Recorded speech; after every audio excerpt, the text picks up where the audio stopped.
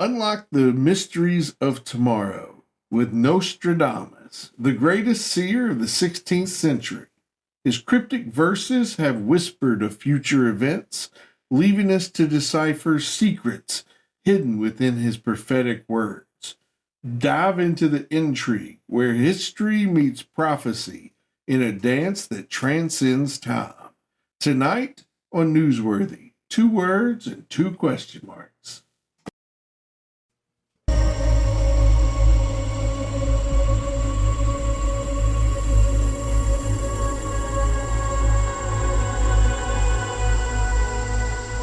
He's alive! Have you checked the children? Get out!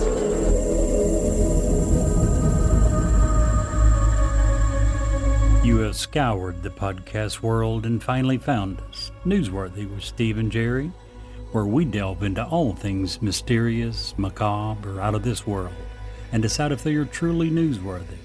2 words and 2 question marks.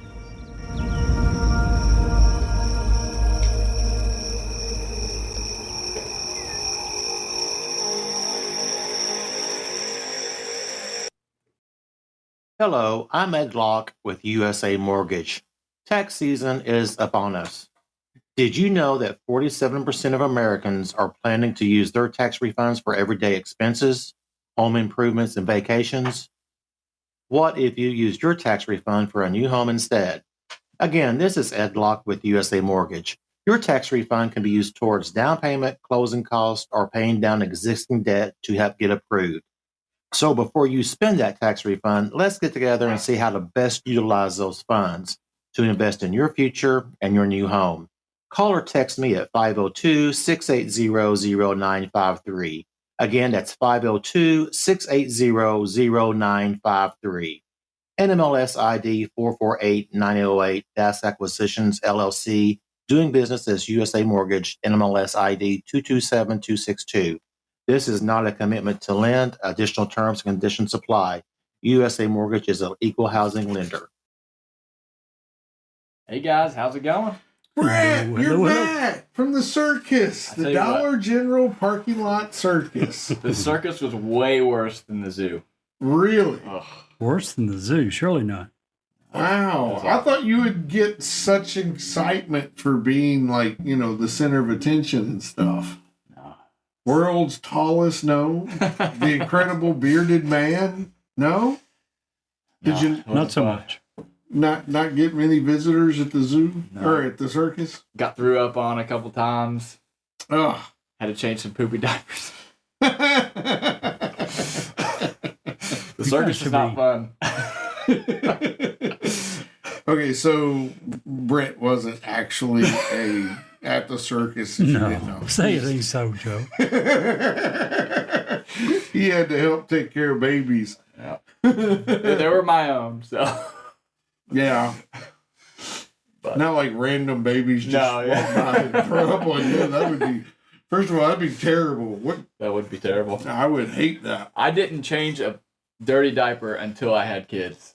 The first dirty diaper I ever changed was at the hospital. And I Really? was like, I think don't that remember- probably describes like 99% of most men in the world. I told the nurse, I was like, look, I've never changed a diaper. I need you to show me what to do. Because my wife was like, she was trying to coach me. She's like, here, practice on this baby doll. I was like, no, I'm just going to figure it out when we go. When we're ready, I'll do it. But No nieces, nephews to practice on I at a did. time. They tried, and I was like, okay. no, I'm not. And even now, it's You like refused. any other kid, it grosses me out. If it's my kid, and for whatever reason, it doesn't bother me. But any other kid, Dude, don't even get near me. It's like, I have Jerry and I are probably a little different. I have grandbabies and I won't change a diaper. I'm out. I am out. Come on. No. Seriously? Seriously. So you wouldn't babysit your grandchildren? Nope. Are you Ask kidding? them. after their them. body training. Ask any of my children what I told them. Yeah, that's not me. Ask any of my children what I told them. I'll tell you what I told them. What'd you tell them? I told them when they can use the bathroom by themselves and tell me what's wrong, I'll bet they can come over anytime they want to come But you've missed so much of their life at that point. No, I ain't missed Yes, you nothing. have. No, because they can come over with their parents and I get to see them. Uh-huh. Yeah, I got you. I don't know how it would be with grandkids. I just know how I'm with kids right now. So, You know, my kids, I did all the things. There wasn't a thing, but I just, no. I have 2 grandsons. I pick them up from daycare 2 days a week and keep them for a couple hours. And yeah, obviously with that comes some dirty diapers. Yeah. The first one, Nikki did not want to send him to daycare for when he was real small. And I kept him 3 days a week at that point, all day. And another grandparent kept him the other 2 days a week. So he didn't go to daycare until he was 7 or 8 months old. Oh, wow. I think that's so much better because I'm so glad he was able to spend that period of time without having to go to daycare. yeah, I remember when we sent my oldest to daycare. She's the only one who's ever been at daycare, luckily. But the person who was watching her sent us a video of her just. This was when she was like 6 months old. Like she was pretty young. She was just laying in the floor crying, and she sent it to us like it was a joke. Why would they send that to you? Why indeed? I don't know. I mean, if you're wanting the kid to be withdrawn from the school, good way to do it. Yeah, and it was like a last minute thing. We didn't really know her, but we had like recommendations. But anyways, like I said, none of our other kids have been in a daycare or any sort of thing like that. Yeah, you have a grandmother, I think, that watches them. Right. Yeah. We're lucky in that regard. Otherwise, we could not afford childcare. You guys are lucky, and even more so, your grandchildren or your children. Oh yeah, and grandmothers, you can tell a grandchildren. difference too, even with like them and their cousins. Oh, like sure. it's my mother-in-law she's a retired principal, so and she's able to teach them. My 4-year-old, she's already starting to read. And anyways, so I got That's my real good. nieces are like that. Yeah. My wife's family, her sister, her 2 daughters go same deal. Their mom's a retired teacher. They got a pretty awesome situation. yeah, no, it's nice. Makes a world of difference. But and that is a blessing. There's a lot of folk out there that have no other option. They got to spend the money on the daycare. They have to spend the money, and the Life kids have gets to go to tough school. for young parents. Yeah. Yeah. And it's a sacrifice. That's a huge chunk of money coming out of the budget every month. Yeah, my It's a wife would mortgage just not payment. work if we had to pay childcare. Yeah. Because it's ridiculous how much $250 a week for each kid. That's insane. So And like you might get a video of your kid just laying in the floor crying. right, you don't know what they're doing with them. When they're there. Jeez. So I had one bad experience with one of my kids, but that was actually at a school. That wasn't at a daycare. That my kids had to go to daycare when they were very little, but we had for all intents and purposes, had a great daycare center that we used. Never had a bad report, never had a bad, the teachers were invested in them, knew them on a first name basis, and presented like they cared, so that was good. But when they came to live with me, mom was there, so she helped out a lot. So, it's a big deal. It's a big deal, but I just maybe I do miss out on a little bit. But none of my grandkids live here either. So all of my grandkids live in different cities, so I couldn't be a big help to them anyway. Right. And I did watch one of them occasionally. I thought I'd heard you did. But, for the most part. Just so the others don't get any ideas. We don't want any. Well, they're all older now. I only have one left in diapers, so it's okay. And has any of them promised you that they're through? For Huh? sure. And has any of them guaranteed you that they're through? No. Exactly. So, Just my daughter. They may all she be- can't have any more babies. okay. No more babies. So you got a few more to worry about. Yeah, well, no. I'm pretty sure most of them are all done. You know what? If they can't say what your daughter says, I can't have any more, Yeah. there's no guarantee. Oh, I know they're kin to There's me. All I had to do was look at somebody long and hard, and they would get pregnant. I think we just figured out why there was so many. We never figured out where they're coming from. Oh, that's mean, Jerry. That's mean. So sorry. Hey, listen. What? While we're talking about things of this nature, I don't mean to brag, but I'm pretty happy with myself. I actually put together a puzzle in just one day. Really? Yeah. How many pieces? Well, I don't know, but on the box it said from 2 to 4 years. So I got it done in one day. We're proud of you. Just say. Good job, buddy. Thanks. You go. I broke Brett. Yes. Oh, man. Question: have you guys, either one of you, have you ever tried blindfolded archery? No. No. You don't know what you're missing. Just saying. Oh, that's good. I like it. Speaking of archery, so my wife keeps complaining that she misses me. That's nice. Yeah, I'm just glad she's not a better shot. Oh. Yeah. That pertains to the conversation we had before we went on the air, right? I told a similar joke for years after I was divorced. Years later, I was telling people I still miss my wife. Yeah, right. The good news is my aim's getting better. Yeah. Not a very nice politically correct joke, is it? No. Considering y'all are better friends now than you ever were when you're married. Don't worry, I've told her the same joke. I think that, in all seriousness, I think that is a sign of actual maturity. On both parts. It takes two. One can't do it. Just like a marriage, one can't do it, so it's going to we have the same type relationship, me and my ex. It's the same deal. We're better friends now than we ever were when we were married. And we get along great. We talk, not on a daily basis, but on a weekly basis usually, and just checking in. Hey, how you doing? When I was going There's a lot to be said for that. When I was going through the cancer thing, she would send me a, just a random message. Hey, just got you my prayers today. Hope you're doing, having a good day or whatever. And that's awesome. And as good as it was for you and her to feel that way when you're helping each other, the ones that benefits the most is who? The kids, Absolutely. the grandkids, Which is what it really should be about to begin with, but sadly usually isn't. Well, that was the whole thing,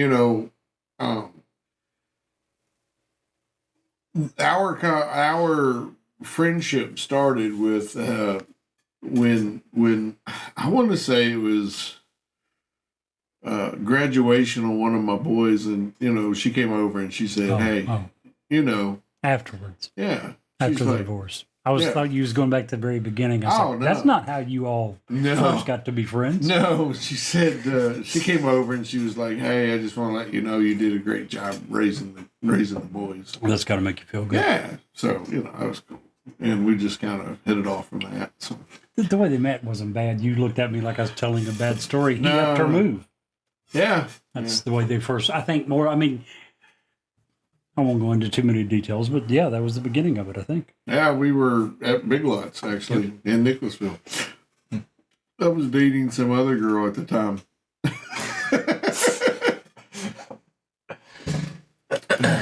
Weird. Then you looked at her and got her pregnant, right? No, gosh, no. Lord, no. That was a whole weird thing, because I was already, had 2 babies and didn't want any more babies. I didn't want any more babies. But there was a vision that had been had, and I ended up with more babies and grandbabies. And I would have never known you. Yeah. So Brett would have never been here. I'd probably never lived here. There's a whole lot of weird, everything happens in life for a reason, I think. Regardless. People always say, I'm 48, and people always say, well, what would you change in your life? And the answer is absolutely nothing. Everything that I've done to this point has gotten me to this point. Yeah. If you take one of those components out, it changes the whole trajectory of everything. And I'm happy with where I'm at. Right. Was it hard at the time? Yes. Did it suck at the time? Sure.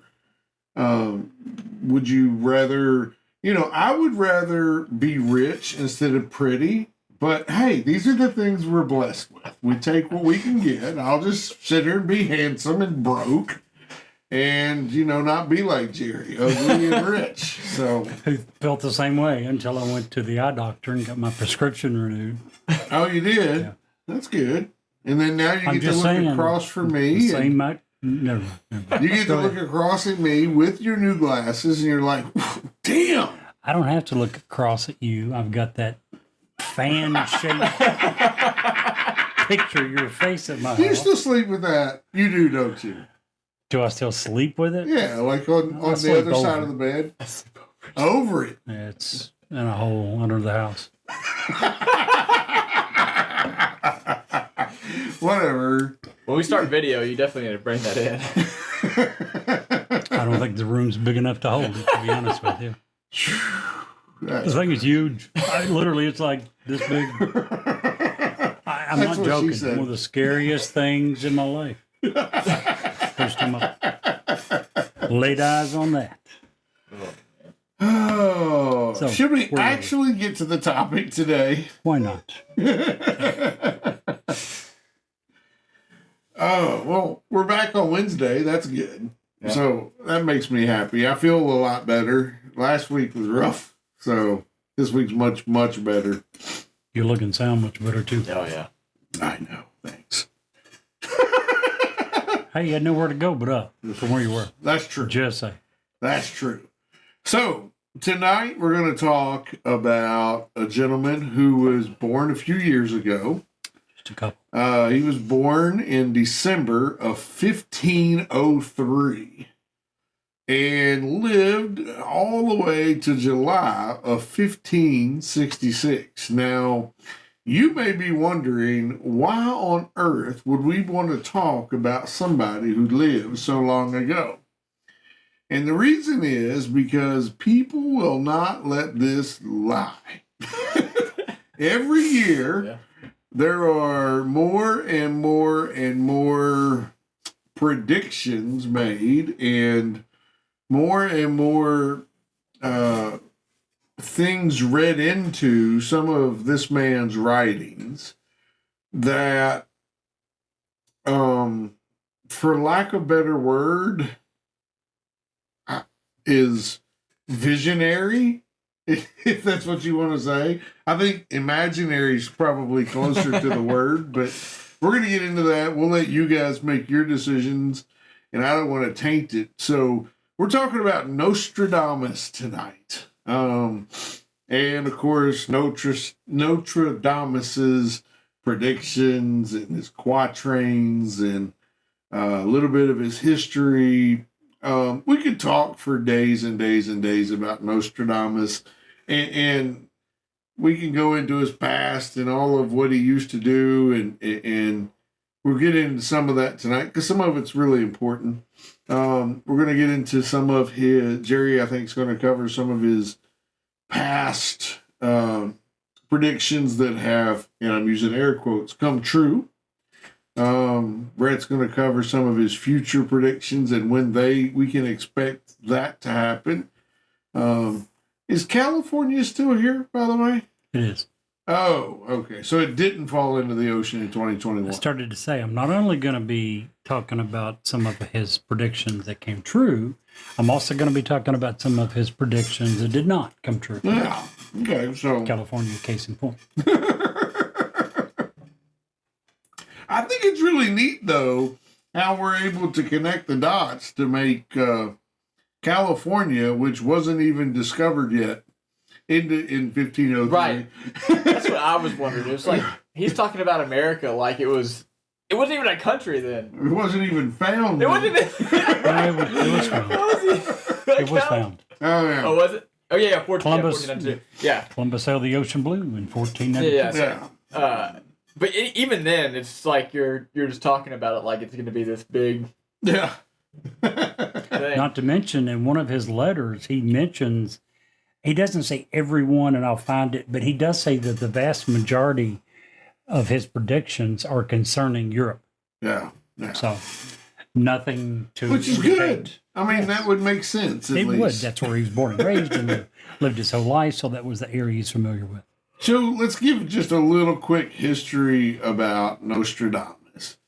Nostradamus' family had originally been Jewish. However, his father had converted them to Catholic Christianity, which is weird a little bit. But Why do you say that? well, just because. To me, that's a weird switch from Judaism to Catholicism. I guess it was a sign of the times. I think that the king of France had like mandated that everyone be. Oh, that's right. I forget. Was it be baptized in the Probably. in the Christian? Who did you say this happened to?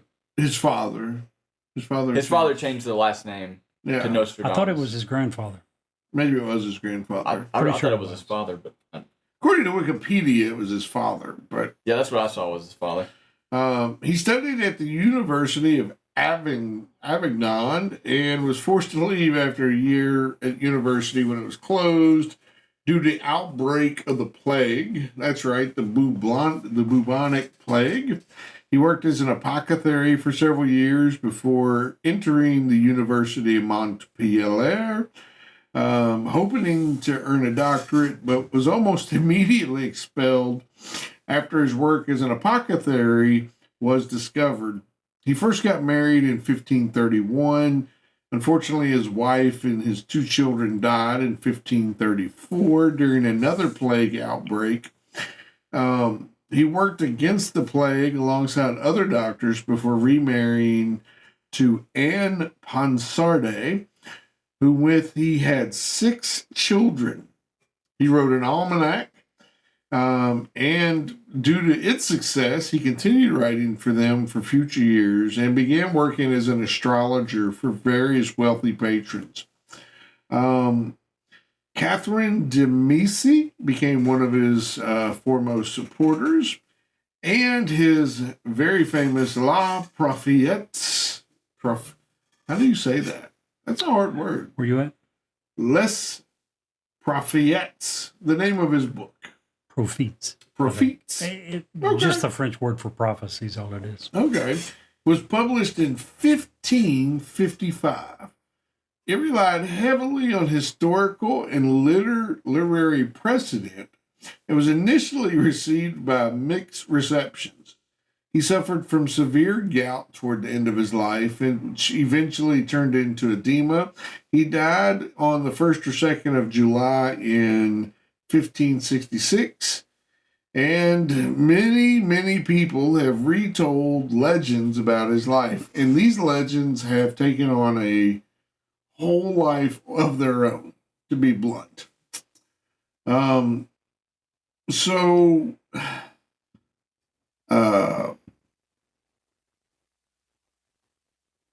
one thing, and you alluded to it a little bit about it, Brett, was during his adult time, the church was immensely powerful.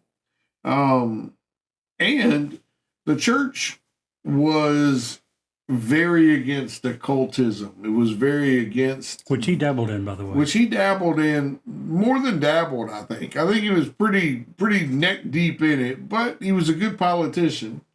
He was smart about keeping the Pope in the loop and keeping the Pope on the same page as him, per se, so that he wasn't published. Now, there's rumors out there that some of his books were on the Pope's do not read list or on the ban list.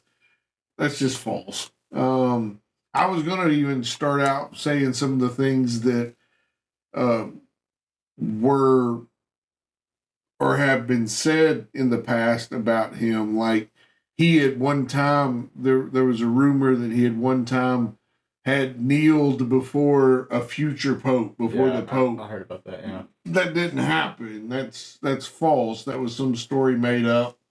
I figured. Unfortunately, it just didn't happen. I mean, he wasn't some great seer, if you will. You know, there's story after story after story of this, and the more I dug, Jerry, the more I was like, oh, sorry, the more I was like, why is this guy even famous?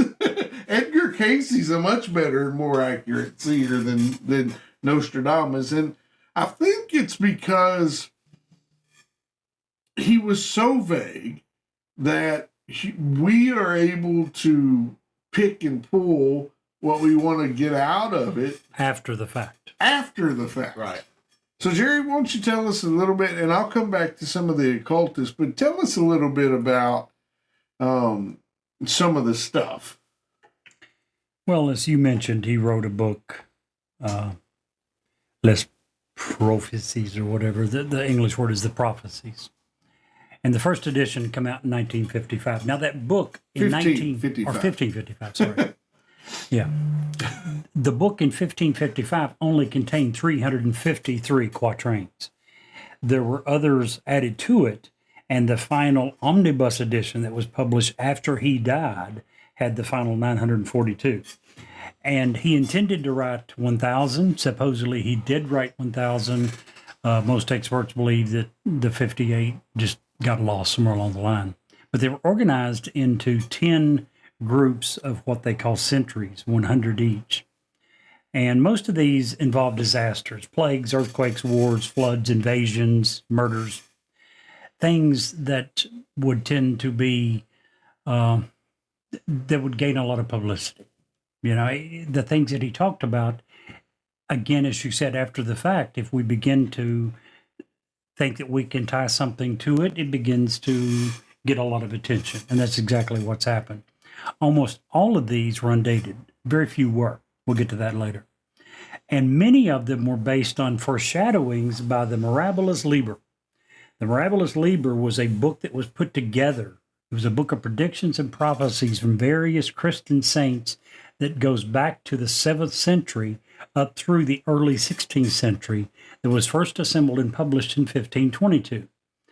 And most experts believe that he borrowed from this book liberally. It's a known fact that many of what he published, that he prophesied, had come out earlier in this book. So he was a plagiarist too. Now, dun, dun, dun. maybe. It depends on how you want to define it. And they weren't exactly using citations in the 1500s. Make sense? So when you borrowed from someone else's work, if it was a popular work, as the Mirabilis Liber was, it was very popular. It was not at all considered to be copywriting or plagiarism. It was considered to be a reflection of your respect for them, the fact that you're going to include their work. So that was the way it would have been looked at in that time. Again, it's not like they were using citations in that day and time. Now, there are many of his supporters that believe that his prophecies are genuine, even today. Due to the subjective nature of the interpretations, no two of them are going to completely agree on exactly what he predicted. Now, many of his supporters do agree, for example, that he predicted the Great Fire of London, the French Revolution, the rise of Napoleon and of Hitler, both World War I and World War II, the nuclear destruction of Hiroshima and Nagasaki. Popular authors frequently claim that he predicted whatever major event had just happened at the time of their book's publication, such as the Apollo moon landing in 1969, the Space Shuttle Challenger disaster in 1986, and the 9/11 attacks on the World Trade Center in 2001. Now, that's a very impressive list, wouldn't you say? Yeah. If true. So, we're going to look at a few of them. The Great Fire of London. Here's exactly what the quatrain said. The blood of the just will commit a fault at London, burnt through lightning of 23's the 6. Those last 4 words, 23's the 6. Remember those. Next line. The ancient lady will fall from her high place. Several of the same sect will be killed. Now that's only interesting if you interpret 23's the 6 to mean 20 times 3 plus 6, which would be 66.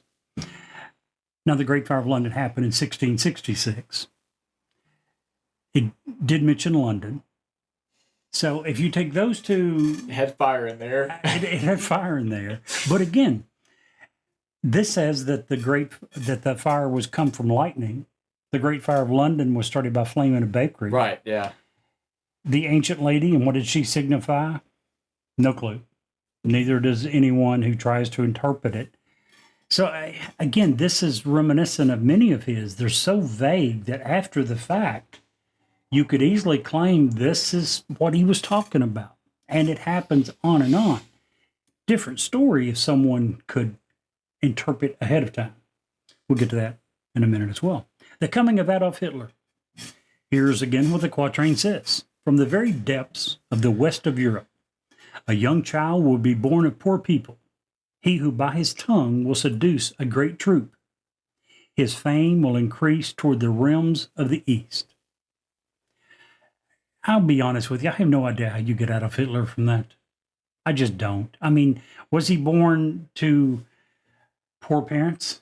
Yes, along with a few billion other kids. Was he born in Western Europe? Yes, along with a few billion other kids. He who by his tongue will seduce a great troop. Now, again, this is not a few billion, but every great leader there's ever been, whether it's political leader, military leader, are probably a good talker. That's normally the way that you get to be in charge of a large group of people. So he who by his tongue will seduce a great troop would probably describe 95% of all the leaders of any group. His fame will increase toward the realms of the east. Well, there's the east and the west, so you got a 50-50 chance of hitting that one. And by the way, his realm increased on both toward the east and the west from Germany. Next one, the Hiroshima and Nagasaki bombs. So let's start with the quatrain. Near the gates and within 2 cities, there will be 2 scourges, the like of which is never seen. Famine within plague, people put out by steel, crying to the great immortal God for relief. Now, it paints a very bleak picture for telling famine within plague. It's potentially, according to his supporters, it's a reference to radiation sickness and the lasting disruption of war. People put out by steel. Again, his supporters say that the bombs that delivered the planes that delivered the bombs were made of steel. But isn't that a hell of a reach? When you stop and think, what part, if I just read you, near the gates and within 2 cities, there will be 2 scourges, the likes of which was never seen. Famine within plague, people put out by steel, crying to the great immortal God for relief. You can make the case for anything, any sort of war. Any. Just literally. The last one I'm going to talk about, to me, is probably closer than any of the rest. The Kennedy assassination. His supporters believe that that was prophesied by Nostradamus. Here's what the quatrain says. The ancient work will be finished. Evil ruin will fall upon the great one from the roof. Dead, they will accuse an innocent one of the deed. The guilty one hidden in the copse of the drizzle. Now, the reason this one begins, I have no idea what the ancient work will be finished might possibly mean, but evil ruin will fall upon the great one from the roof. And when you look at the original French word, the roof could easily have been translated as from a high place.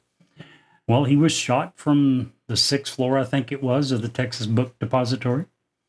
The next one, dead, they will accuse an innocent one of the deed. Now, Lee Harvey Oswald was believed to have done it by most people. A lot of the conspiracy theorists says he was innocent.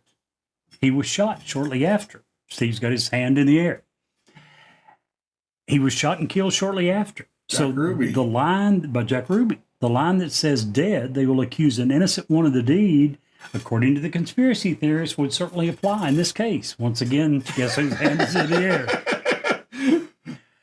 Jerry, by the way, I keep wanting to do this episode about the whole JFK thing, and Jerry keeps poo-pooing it, saying that I'm crazy. Oh, you don't want to? Oh, No, I haven't said that at all. I've thought about multiple times I've not suggesting said the that at JFK incident. I just thought maybe We'll do there's a reason. No, we can do that. I just don't. I'm not saying that Lee Harvey Oswald was innocent. I will say I don't think he acted alone. Period. My father thought he was guilty, but was killed to keep him from saying too much. I would agree with that. That's what 100%. I figured, that you probably were on the Absolutely. same line. That there are too many parallels in his life that run concurrently with people in his life that were involved heavily in the CIA. Honestly. And that, to me, that just screams red flags. Keep in mind, with Mr. Steve, it doesn't take much to scream red flag. No, it doesn't. Red flags, red flags, red flags. Now, I want to say this. No matter how many supporters he has, there is no evidence that any of his quatrains have been interpreted ahead of time and people publicly said this is what is going to happen, and it actually happened. Not one. Zero. What happens is we have a ton of people who want to write some books, and I'll go into that in a minute, and a ton of people not just that want to write books, but have written books, and in an attempt to sell books, have said, well, if you interpret it this way, here's what it means. And, go I'm ahead. sorry, I didn't mean to interrupt. No, go but ahead. you put in Nostradamus, and it's instant clickbait. And we kind of fall into that trap because we're covering it here. Now, we are hopefully covering it from a more realistic standpoint. And when people listen to this episode, they're going to be like, well, they didn't believe half of what was, they're going to walk away from this feeling a little different than they are of the people that want to sell the books. Absolutely. And if you just look up Nostradamus on Google, tons of articles just from the last couple of weeks. I was like, man, these are all 2 days ago, Part of that ago, is we're early into a new year. Right. And if you look at it historically, every year this happens. In December and January, people are coming out with their list of here's what these quatrains mean. Oh, yeah, I got a big list that I was going to talk about for 2024. Another way of saying what I just said about none of his prophecies ever having been interpreted correctly ahead of time is this. Hindsight's 2020. You mean nobody predicted 23s and 6 to be the year 1966? Yeah, exactly. Now, the fact that none of these have been correctly interpreted doesn't mean that they haven't tried. Let's talk about a few of them some that they got wrong, both before and after the fact. 9/11. A bunch of people have said that he correctly predicted 9/11. This made its popular rounds on social media. 2 steel birds will fall from the sky on the metropolis. The sky will burn at 45-degree latitude. Fire approaches the great new city. Immediately, a huge scattered flame leaps up. Within months, rivers will flow with blood. The undead will roam the earth for a little time. Couple small problems. Number one, that's not a quatrain. That's 6 lines. He didn't write anything with 6 lines. All 942 of his were quatrains. Number 2, it begins with 2 steel birds. Steel was invented in 1854. 200 years after Nostradamus had passed away. So it would be highly unusual to believe that he started any of his quatrains or included the word steel. And believe it or not, the word steel is not in any of his quatrains. Now, another quatrain that's used to try to describe 9/11 sometimes, and this one actually exists, says this: earth-shaking fire from the center of the earth will cause tremors around the new city. 2 great rocks will war for a long time. Then Arthusa will redden a new river. I have no idea what that's That talking doesn't about. make any sense to me at all. That sounds more like, An earthquake. when you say that, Earth-shaking fire from when the I center of was the earth? getting ready, took it right out of my head. That sounds more like what happened at Fukushima. Any earthquake. Name an earthquake. Because Fukushima had caused the nuclear power plant to leak. Right. That's what I think of when you say that. Exactly. Again, hindsight's 2020. Again, you can say whatever You you, can want. just say, plug in whatever you want Yeah. there. You could put anything to We that. could sit here and you could just read them, and me and Brett could just sit here and tell you what the first thing that pops in our head. We could play that game. Well, I got a couple more, and these are All right, unusual. don't tell us what they mean. Me and Brett are going to guess. Well, And then you This one, then you can see as how soon as I close begin we to are. read it, you're going to get the first one. Oh, that's okay. We'll play. Let's play this game. I won't read what I'd listed as the title, but here's the quatrain. Okay. The year 1999, 7th month. Again, very unusual because almost all of his, vast majority of his run dated. This one, the opposite. Again, starting from the beginning. The year 1999, 7th month. From the sky will come a great king of Terra to bring back to life the great king of the Mongols, before and after Mars, to reign by good luck. Go ahead. Yes. I read this one, so I already know what it's about. Or supposedly about. An asteroid hitting the Earth. One of two things is what they say, that it was going to be the beginning of World War III and the end of the world, or just the end of the world in 1999 from asteroid or whatever. And that King of Terror is supposed to be the Antichrist. Another one. Oh. Next one. All right. The quatrain. The third climate included under Aries. The year 1727 in October. The king of Persia captured by those of Egypt. Conflict, death, loss, to the cross, great shame. What do you think? Ooh. It's. Wow. I mean, I'll read it again, but it's pretty self-explanatory what they thought. The third climate included under Aries. The year 1727 in October. The king of Persia captured by those of Egypt. Conflict, death, loss, to the cross, great shame. I have no idea. My The history third is line good, I guess. is what they think. The king of Persia captured by those of Egypt. That was one of those leading up to 1727 in the month of October that everyone was going, for his supporters, was saying, hey, we're going to prove you all wrong now. This one's got a date. It tells exactly what's going to happen. And guess what?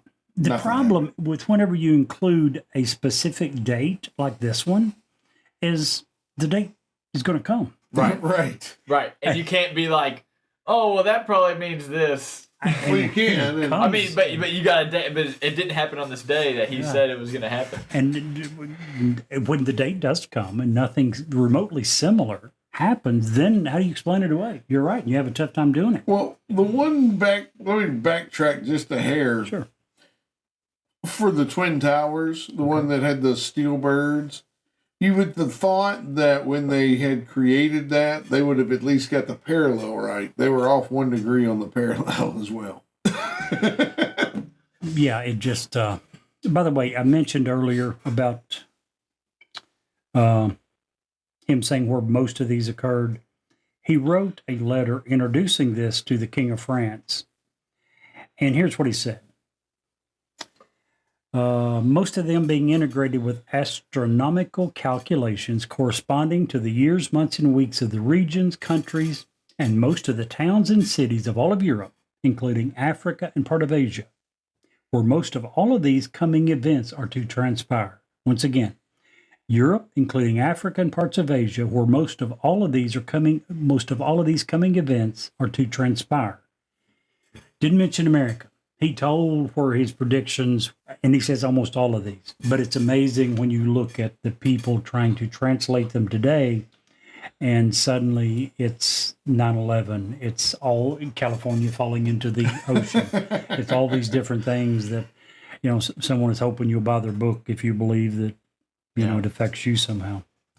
I also think it's crazy scary how people use things of this nature. I mean, Goebel is known to have had leather-bound copies of this book that he would use to convince Hitler of moving against this enemy or that enemy. Well, Napoleon was said to have books written by, like, Nostradamus books. I guess they were fake books, but he was said to have read, what he thought was Nostradamus. So it's just crazy that these people of power and position that are in control of, hundreds of people, hundreds of thousands of lives, ultimately, I'm going to choose to invade this country based on the work of someone from the 1500s, thought that was a good idea for this particular time, and that's how they interpreted it. the dude was probably just high on some sort of hallucinogen. Trying to treat gout with octopus titties. To put this into another perspective, Do we not have people today doing the exact same thing based upon their interpretation of some scripture and revelations, which is Sure. prophecy? Sure. Now, are they able to command armies and convince kings? I don't know. But I am saying that there's a lot of people trying to do the same thing today. Well, I mean, we cover cults on here pretty often. I mean, how many cults have convinced their people to do mass suicides because they just knew there was something about to happen, that they were convinced that there's a comet coming that's going to destroy the earth and they have to die before that happens. Well, I think there's something about a comet in one of his predictions as well. Yeah, I mean, it's insane what people of weak mind will allow people of strong minds to dictate. I agree. Let me finish this up real Sure. quick, and I'll Sorry. turn it over to Brett. Nostradamus didn't consider himself a prophet. He wrote a preface to this book that he dedicated to his son Caesar. And in the preface, he says this: "Furthermore, my son, though I have mentioned the name prophet, I do not wish to assume for myself a title so sublime for the present. For he who is called a prophet now was once called a seer." He goes on to say that he got his so-called prophecies from judicial astrology, which is the art of forecasting events by calculation of the planetary and stellar bodies and their relationship to the earth.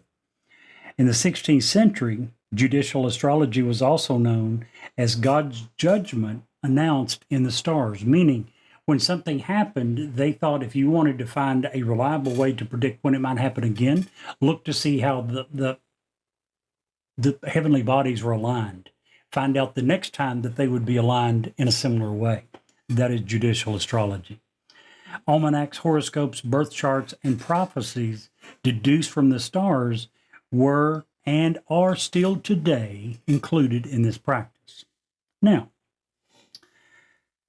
as we said earlier, not a single one of Nostradamus' prophecies has been interpreted as predicting a specific event before it occurred, but that could change. And to tell us about some of Nostradamus' future predictions that very well make an idiot out of me and of Steve, Mr. Brett. So, Before you start, Brett, just let me come back because I wanted to come back Sure. to it. You had mentioned right there at the end the reason why he was able to write these books and not be persecuted by the church, and that is because right, yeah. he was He went to great very much steps. he was very much afraid of being convicted He of was. hearsay by the Inquisition.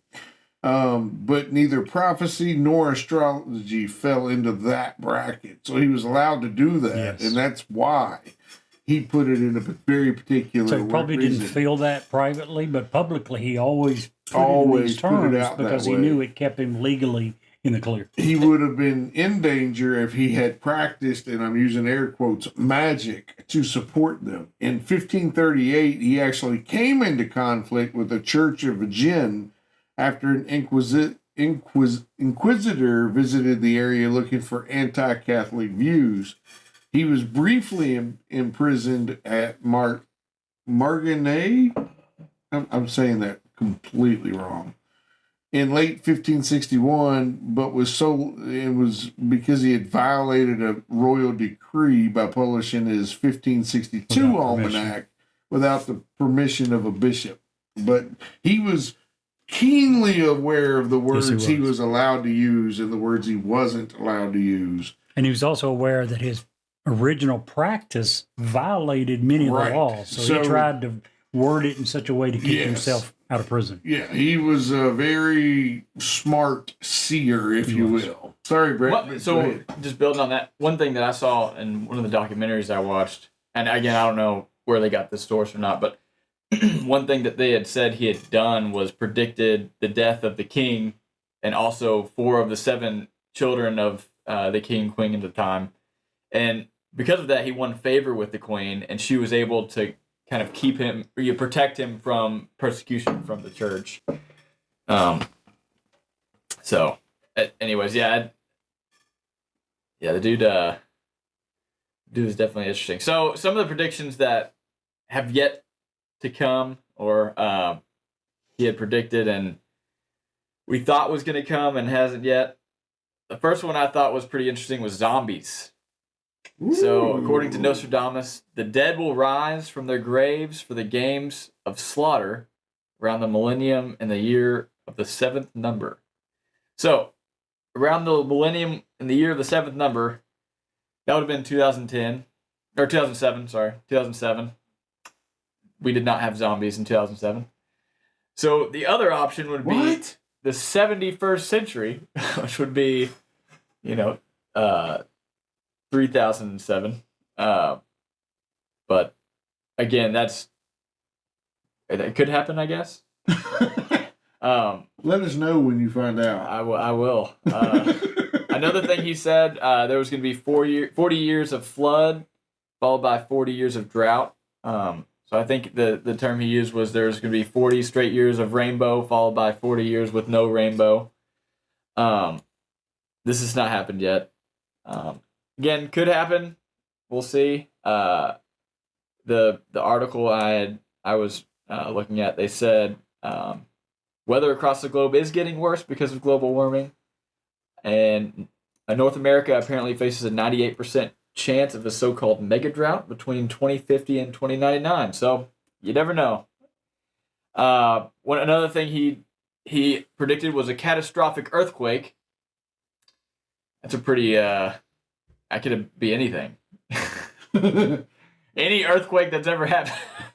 I'm sure they all got one thing attributed so when I was looking at this, one thing that did come to mind.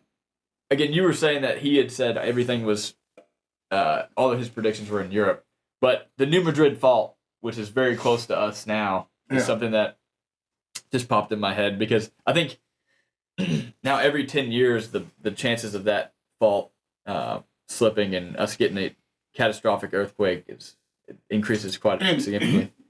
Not to get in, but that's something I studied a lot because it interests me. They say that the New Madrid fault, which runs the Mississippi River Valley, Missouri, Kentucky, Tennessee, and Illinois and Indiana, when that shift happens, first of all, it's going to be a very deep fissure. But when that shift that happens, we're not prepared for it, say, like Japan and California. In California and Japan, they're required to build, and all the buildings have been retrofitted for earthquakes so that they can survive up to like a 7 or an 8 Richter scale event. None of the buildings within any of the area of the New Madrid fault are up to that code. None. You definitely don't want to be in a big city when that happens. And I think Kentucky's up to 2.5, aren't we? What? I'm joking. That was a joke. So basically, St. Louis, Kansas City, Memphis, Nashville.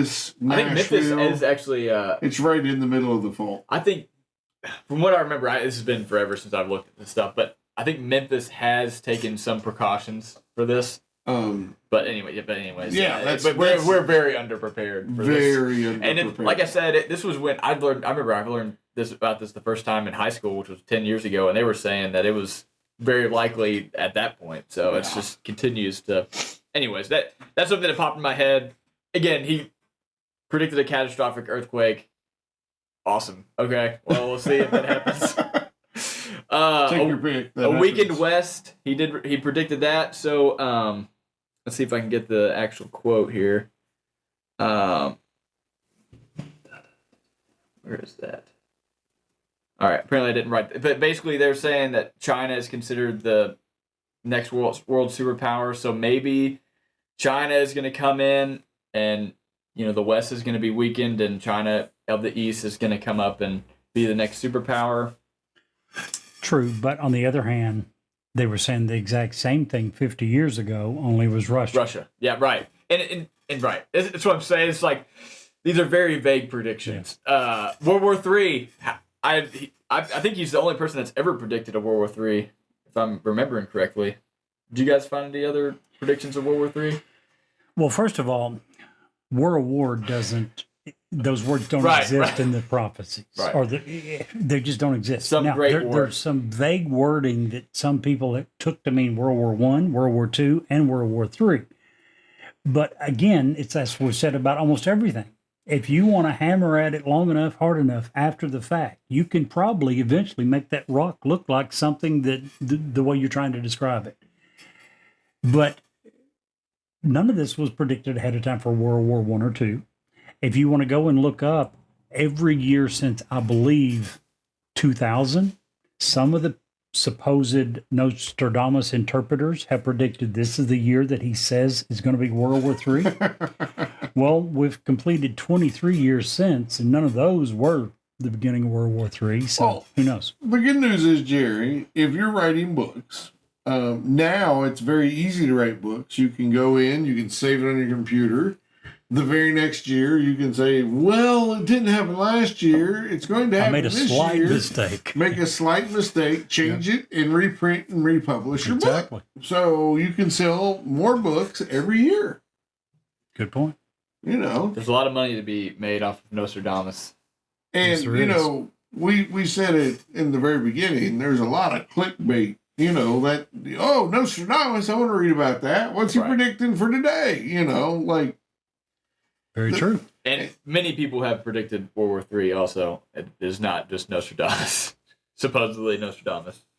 So, I think in 1981, it was claimed the Third World War would start in 1994 and continue until at least 1999.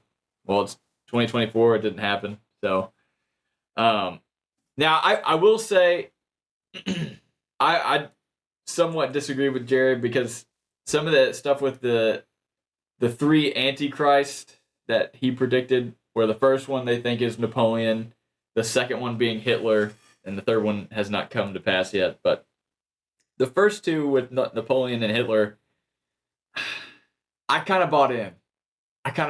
Those are the only two. But I was like, okay, I see it. Now, Let me ask you this, not trying to dispute you in any way. Do you think before Napoleon or before Hitler, if you'd read it, you would have made the same connotation? no, and see, here's the problem is that the documentaries I was watching to research this. I watched a couple documentaries, read a bunch of articles. The documentaries were very much like that. Nostradamus' word is gospel. I mean, if he said it's going to happen, it's happening. And so the way they presented some of this stuff, like I watched one specifically on the three antichrists that was supposedly predicted. And the way they had presented it was like, oh, well, Hitler already knew about this prediction, and he was like, he used that, which you kind of alluded to.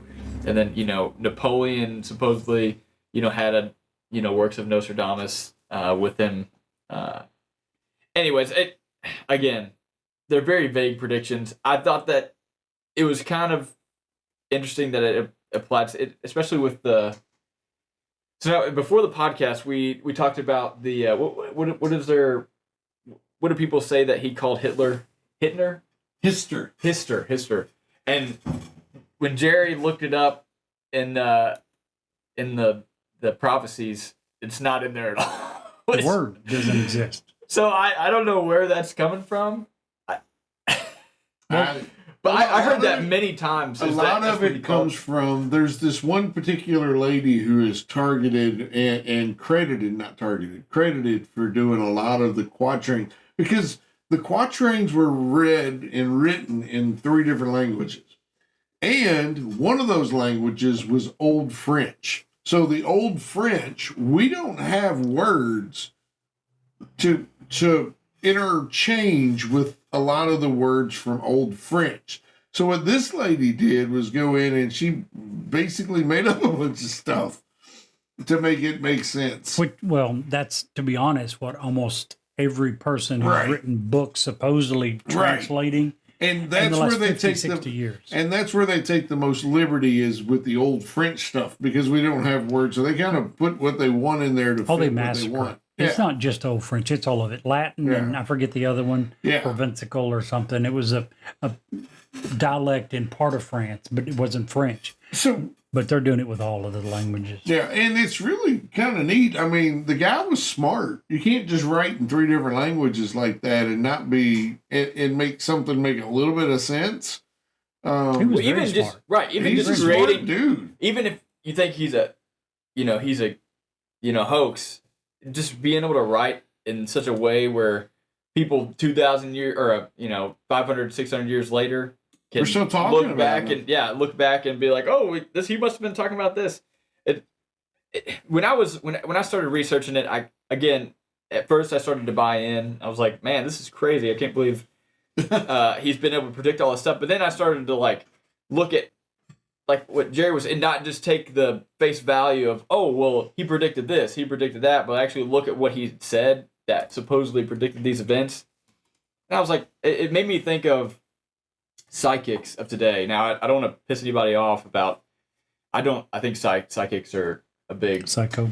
bunch of crap, but that's what they do, is they take these vague predictions and that they could apply to anything. Okay, so let me just throw a couple things out real quick. Well, just because. We went to one last week.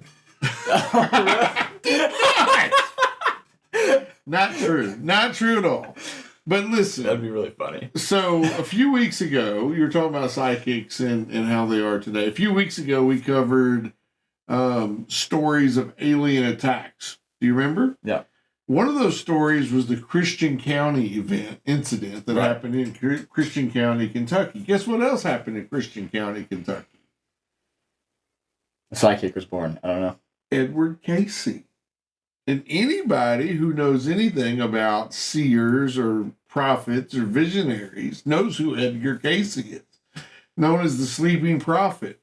And he was wildly popular for being accurate, if you will. But it was much more personal stuff as opposed to, oh, we're going to bring down a bunch of buildings or we're having a massive earthquake. And so, that was kind of cool. Maybe the aliens were trying to find Edward Casey and find their way home. I don't know.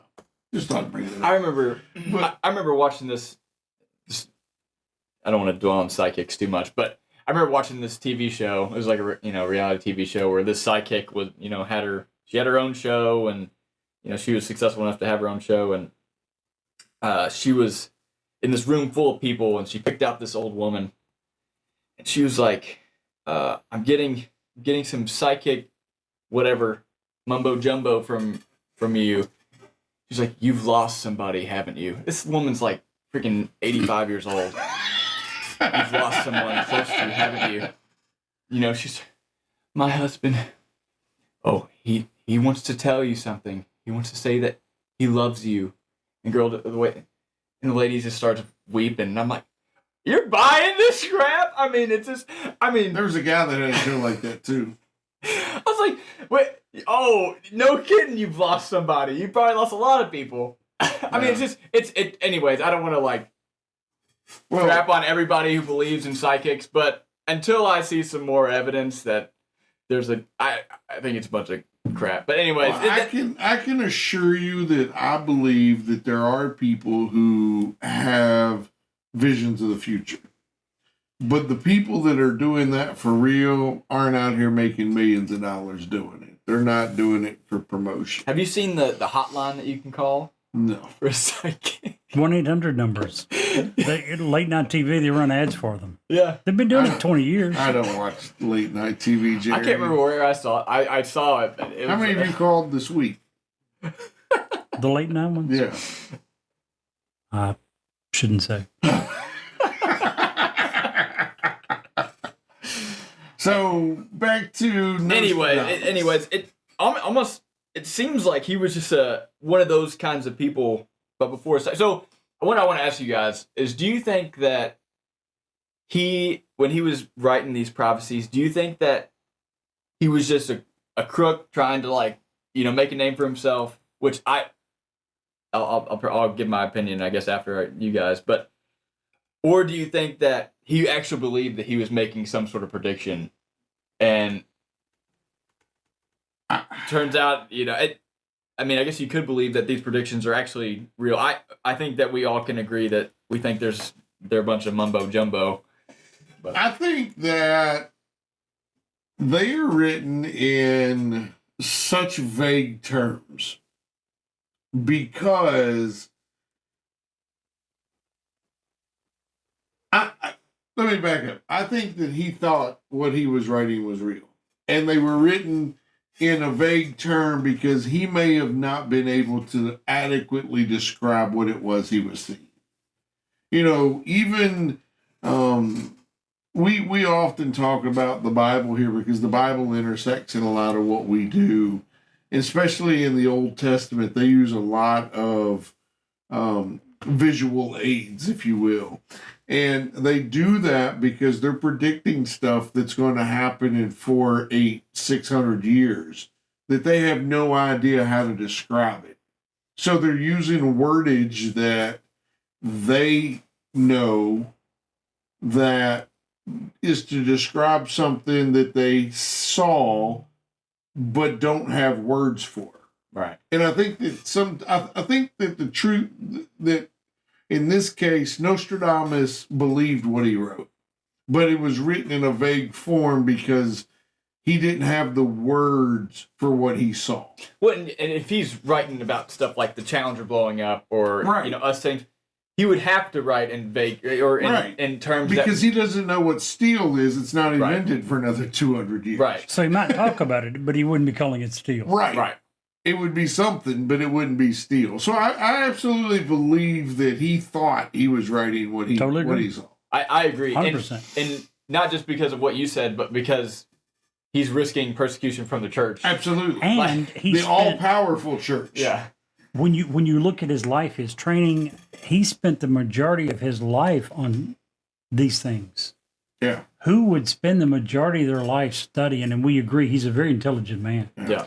Spoke several languages. He was incredibly bright. Who's going to spend the majority of your life studying something that you think is a complete lie? It wasn't like he became uber rich off of this. This doesn't even get famous until after he passes. Right. So. And you mentioned that you think that you think that part of the problem was he didn't have words to describe it. I think part of the problem also was what he was doing according to himself, the judicial astrology, was to look at past events and think that that is a very good predictor of similar future events. Doesn't mean it's going to be exact. Right. That's part of the reason for his vagueness. Maybe he was the creator of the timeline Marvel used for the way the Hulk described it. Anyway, never mind. So let's judge it. I'll go first tonight because I'm usually never going first.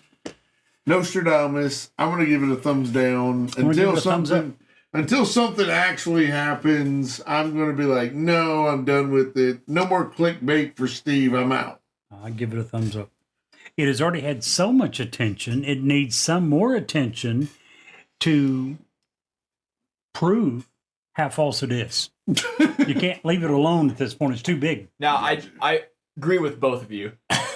Because this is the way it always goes. I agree with both of you because, yes, I think that people need to stop talking about this dude's predictions, but also people need to look at the actual predictions that he made and not just the clickbait of like, oh, he predicted the JFK assassination. Well, what did he actually say about that? It's like, oh, so this is the JFK assassination, huh? Like, this is what you're... I agree.